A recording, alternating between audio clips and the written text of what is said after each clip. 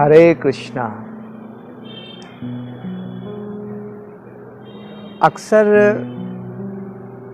हम ऐसा महसूस करते हैं, देखते हैं कि व्यक्ति पाप करता है और न चाहते हुए भी पाप करता है। कभी इच्छा नहीं होती है फिर भी पाप में प्रवृत्त हो जाता है। तो प्रश्न उठता है कि आखिर ये क्यों होता है? क्यों ऐसा लगता है जैसे कि कोई ज़बरदस्ती उसको पाप में धकेल रहा है, कर रहा है, करने के लिए प्रेरित कर रहा है? तो इसका क्या कारण है? इसके विषय में अर्जुन ने भगवत गीता में भगवान से प्रश्न किया है कि हे भगवान, कि ऐसा क्यों है कि जीवात्मा जो है पाप के में प्रवृत्त हो जाता है, जैसे उसको कोई बलपूर्वक लगा रहा हो। तो भगवान कहते हैं वास्तव में जो जीवात्मा है वह शुद्ध होता है और जब वह माया के संसर्ग में आता है तब कहीं जाकर के उसमें पाप की प्रवृत्ति आ जाती है। तो इसी का उत्तर देते हुए कहते हैं भगवान, कामेशा क्रोधेशा रजोगुण समुद्भवः महाशनो महापापमा विद्य एनम ही नित्य वैरिणम। अर्थात कि ये जो काम है यही जो है रजोगुण से उत्पन्न होता है। काम जो होता है रजोगुण के कारण उत्पन्न होता है और यह जो है व्यक्ति को पाप करने के लिए प्रेरित करता है। ये दुरासद है। दुरासद है मतलब इसको जीतना बहुत मुश्किल है, कठिन है। इसको साधना बहुत कठिन है। कोई भी काम को नहीं जीत पाया है और ये बहुत मुश्किल कार्य है। लेकिन सबसे पहले है कि अगर हम इसका ये जान जाते हैं सिम्टम कि ये कैसे उत्पन्न होता है। काम का मतलब सीधा सीधा है, इसको किसी और अर्थ में न लिया जाए। सीधा मतलब है जो हमारी इच्छाएं हैं, नाना प्रकार की इच्छाएं, भोग इच्छा, वही काम कहलाता है। कि हमारे अंदर जो भोग की इच्छा वासना है वही काम कहा जाता है और जब वो अतृप्त होता है तो फिर आगे चल के वो क्रोध का रूप धारण कर लेता है। कामेश क्रोधेश, इसका शुरुआत कहां है? काम रजोगुण से और क्रोध तमोगुण से जुड़ा हुआ है। तो ये रजो तमोगुण जो है वे व्यक्ति को पाप करने के लिए प्रेरित करता है और ऐसा कई बार ना चाहते हुए भी व्यक्ति पाप कर बैठता है। तो करना क्या चाहिए? उसके लिए भगवान कहते हैं कि इस काम को जो है बलपूर्वक मार दो, खत्म करो। कई बार लोग ऐसा सोचते हैं कि अगर हम काम भोग कर लेते हैं, कुछ को भोग कर लिया जाता है तो शांत हो जाएगा। लेकिन ऐसा होता नहीं है।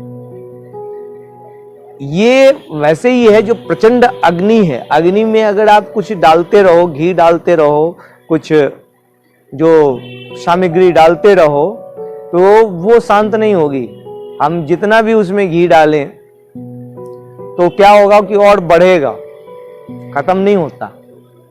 और ये एक बहुत बड़ा अनुभव है जो भागवत, श्रीमद् भागवत में याति महाराज बताते हैं कि ये जो काम है, ये काम अग्नि, अगर बताते हैं कि संसार में जितनी भी भोग सामग्री है वो अगर एक व्यक्ति को दे दिया जाए और कहा जाए कि तुम भोगते रहो तो उसकी इच्छा कभी तृप्त नहीं होगी, कभी नहीं तृप्त होगी। तो इसलिए उसको जो है दमन करने से ही शांत होगा वो। और ये जानना जरूरी है कि वो रहता कहां है। आपका कोई शत्रु है, पहले शत्रु का स्थान तो पता हो कि कहां है शत्रु, तब तो कुछ आप करोगे, अटैक करोगे, कुछ करोगे, कुछ किसी तरह से उससे वो जीतने का प्रश्न को कोशिश करोगे, तो वो एक तरीका है। कहते हैं भगवान की ये जो काम का स्थान है वो है इंद्रियां, मन और बुद्धि। ये तीनों जगह इसका निवास है। सबसे पहले इंद्रियों को, तो हम जब इंद्रियों को जीतने का कोशिश करते हैं तब जाकर के ये काम शांत होता है। इंद्रियों को कैसे जीतेंगे? इंद्रियों को जीतने का तरीका है कि इंद्रियां भगवान की सेवा में लग जाए। इंद्रियों भगवान की सेवा में लग जाए तो इंद्रियां संतुष्ट हो जाएंगे, इंद्रियों को काम मिल जाएगा, वो संतुष्ट हो जाएंगे। और उसी तरह मन को भी अगर भगवान की सेवा में लगा दिया जाए, मन जैसे भगवान कहते हैं मन मना भव मद भक्तो, मेरे मन वाला हो जाओ, तो भगवान जो कह रहे हैं उसको करें हम, तो मन भी कंट्रोल हो जाएगा। और ऐसे ही बुद्धि। और सबसे बड़ी क्या है, इंद्रियां जो है, इंद्रियों से बढ़कर है मन। जो इंद्रियों का एक तरह से कहें लीडर है, स्वामी है, तो वो मन है। भगवत गीता में जैसे ये बताते हैं ना कि इंद्रियां घोड़े हैं, मन जो है उसकी लगाम है, बुद्धि सारथी है। तो इंद्रियां उससे बढ़कर है उसका लगाम, और लगाम से बढ़कर क्या है? बुद्धि जो सारथी है। और सारथी से बढ़कर क्या है? रथी जो उस पर सवार है, जीवात्मा। तो आत्मबल, आपका जब आत्मबल बढ़ेगा तो आप बुद्धि को, मन को, इंद्रियों को कंट्रोल कर पाएंगे। तो उस आत्मबल को बढ़ाना पड़ेगा। उस आत्मबल को बढ़ाने से जो है सो आप उसको कंट्रोल कर सकते हैं। और उस कंट्रोलिंग जब पूर्णतः कंट्रोल हो जाएगा व्यक्ति का ये मन, बुद्धि और जो इंद्रियां, तो फिर ये जो काम जो है ये खत्म हो जाएगा, इसका फिर नहीं चलेगा। फिर जो है सो व्यक्ति जो है पाप में नहीं प्रवृत्त होगा।